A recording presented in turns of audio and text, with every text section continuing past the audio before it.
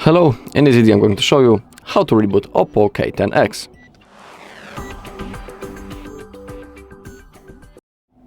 Okay, so the process is really easy and there is no chance that you won't be able to do it. So all you need to do is to open up the power menu, and we do it by clicking the power button and volume up at the same time. Just like that. Now as you can see, the power menu appeared. Now we need to drag this white ball into the restart. Now simply release your finger.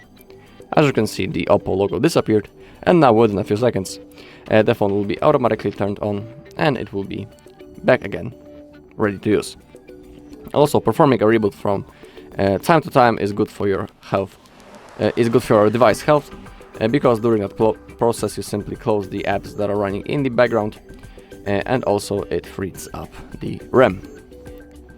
Alright, that's all in this video. Thank you all for watching. If you found this video helpful, please leave a like, comment and subscribe.